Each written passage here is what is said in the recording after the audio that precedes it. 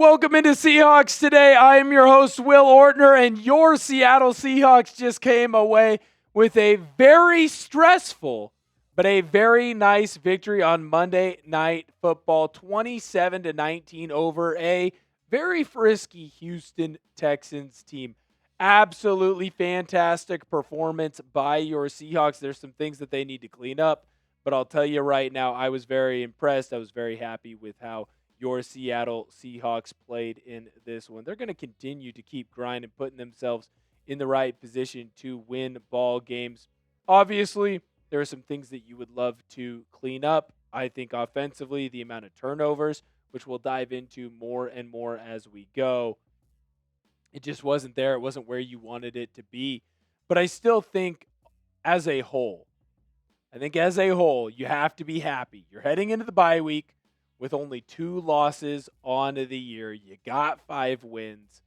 That's exactly where you wanted to be. That's exactly where you thought you could be.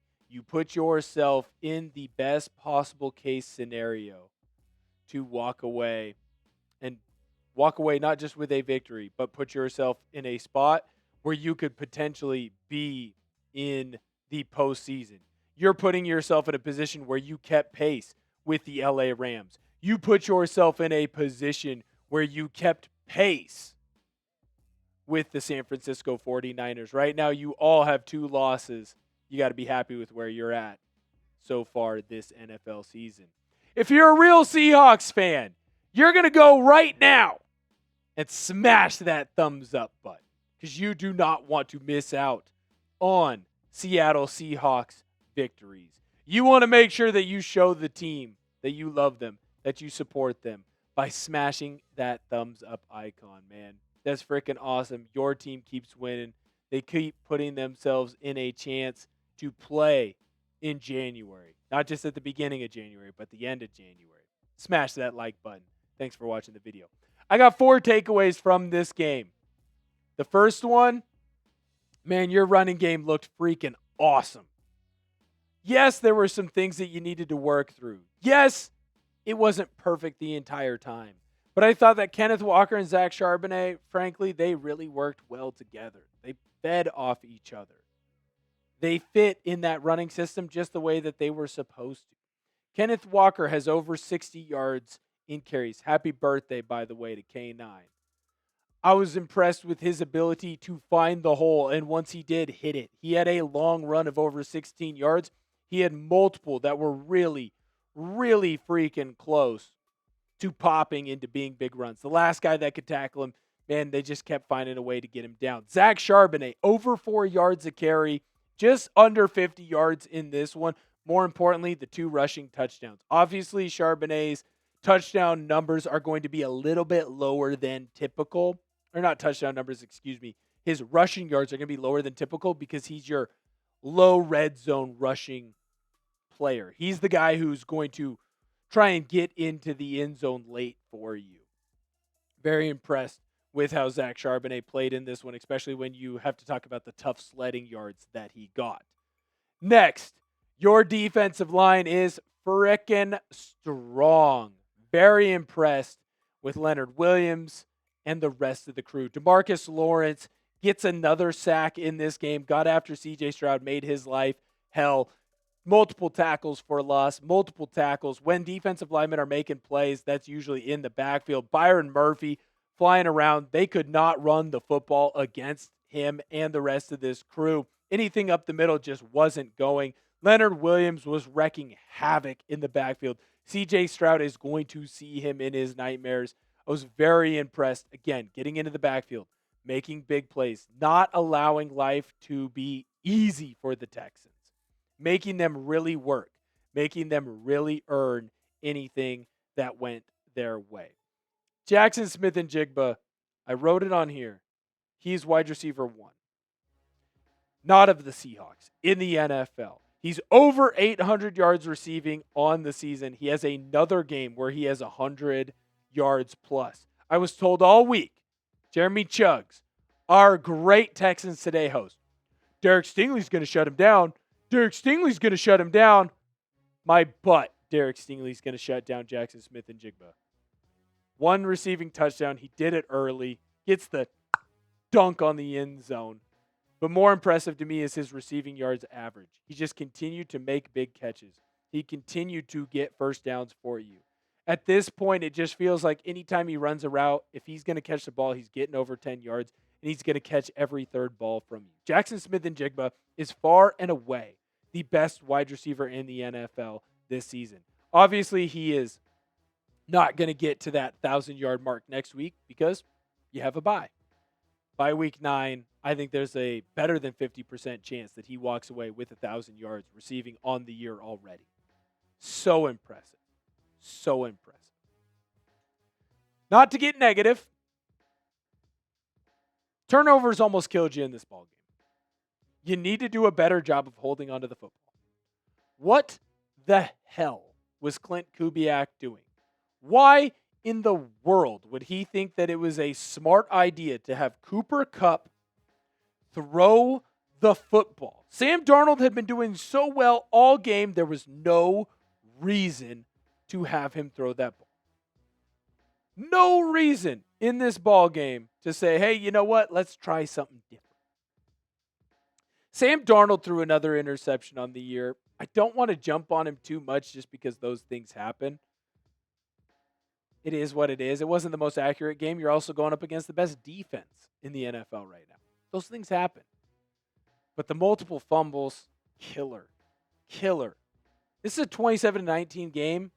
Honestly, if you take away the fumble in the end zone, well, shoot, all of a sudden it's a 27-12 game. More importantly, if you take away some of those other turnovers that led to easy kicks, easy field position battles for the Texans, you blow them out. This is an easy win. This is a win where we're not even kind of sweating it at the end. Look at this. You dominated the time of possession. Yeah, you didn't throw for 200 yards in this game, but your total offense looked pretty darn good. I told you going into it, this was going to be a race to 20. Whoever gets to 21st is going to win. Hey, guess what? You got to 21st. You won the ball game. The rushing game looked better. Passing game, I knew it was going to take a step back a little bit, so I'm not too upset about it. I'm upset about the turnovers. Clint Kubiak's dumb play calling rears its head again. Can't fumble in the end zone, man. Cannot fumble in the end zone. Here are my takeaways from this game, man. That running game looked really freaking good. Really freaking good. Your defensive line is strong. Your defensive line is really, really strong. JSN, he's a wide receiver number 1 in this league. Turnovers almost killed you. Got to figure out a way to fix it. What's your one-word reaction for today's game? I think if I had to step away from this one, it is dominating. Your defense is dominating. Your defense is going to continue to put you in positions to win ball games. Dominating defense. Let me know what your one-word reaction is down below in the comments. Before I get to the end of today's show, I do want to make sure that I talk to you about our proud sponsor today, and that, of course, is Prize Picks. You and I make decisions every single day, but on Prize Picks, being right can get you paid. Don't miss any of the excitement this season on Prize Picks, where it's good to be right. Prize Picks is simple to play. Just pick more or less on any 2 to 6 player stat projections. If your picks are right, you could cash in. Prize Picks invented the flex play, which means you can still cash out if your lineup isn't perfect. You can double your money even if one of your picks doesn't hit. Prize Picks is the best way to win cash this football season. Which players are going off? Which ones are overhyped? Make your picks in less than 60 seconds. Turn your takes into cash all season long on Prize Picks. You can see my 2-pick power play. CJ Stroud less on his passing yards. Sam Darnold more on his passing touchdowns. Download the app today and use code CLNS to get $50 in lineups after you play your first $5 lineup. That's code CLNS to get $50 in lineups after you play your first $5 lineup. Prize Picks. It's good to be right. Now, I want to dive in a little bit more into the Seahawks offensive stats as a whole. Right? You can see right now we have your Seahawks 27, Texans 19, and you get kind of a brief rundown. Hey, Jackson Smith-Njigba, that's your top receiver. Kenneth Walker, he had a good game. I already talked about that a little bit. But I really, really, really want to dive into this time of possession. And I think this is incredibly important because you were going up against the best defense in the NFL, and you kept them on the field. That made them tired.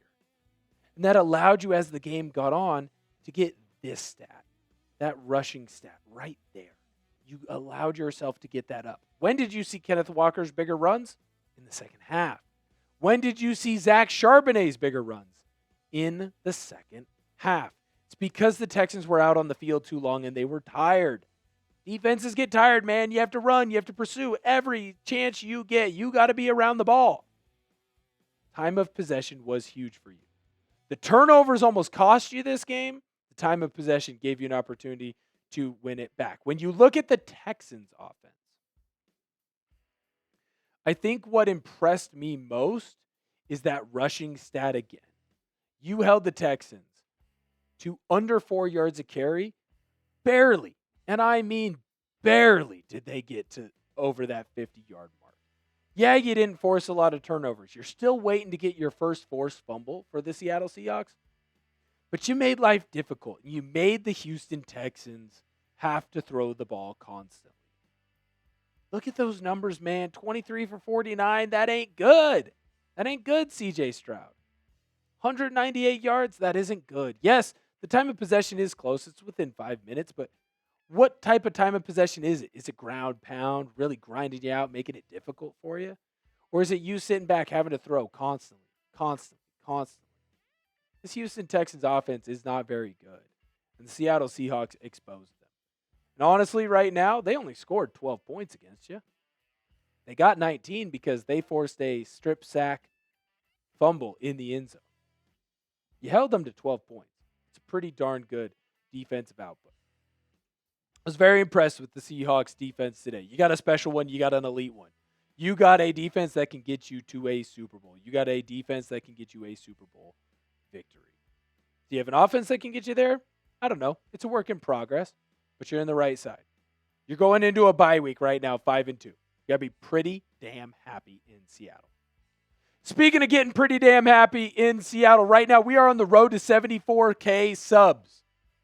We are just, if I do my math quickly, 124 away? 124 subscribers away from getting us all the way to 74K subs. If you love the Seattle Seahawks, make sure you come in and subscribe to the channel. You don't want to miss any of the content that we have going for you. And of course, whenever the Seattle Seahawks win, you need to come in and like the video. Come on in, smash that like button. Your Seattle Seahawks come out on top over the Houston Texans, 27-19. Until next time, I will see you later.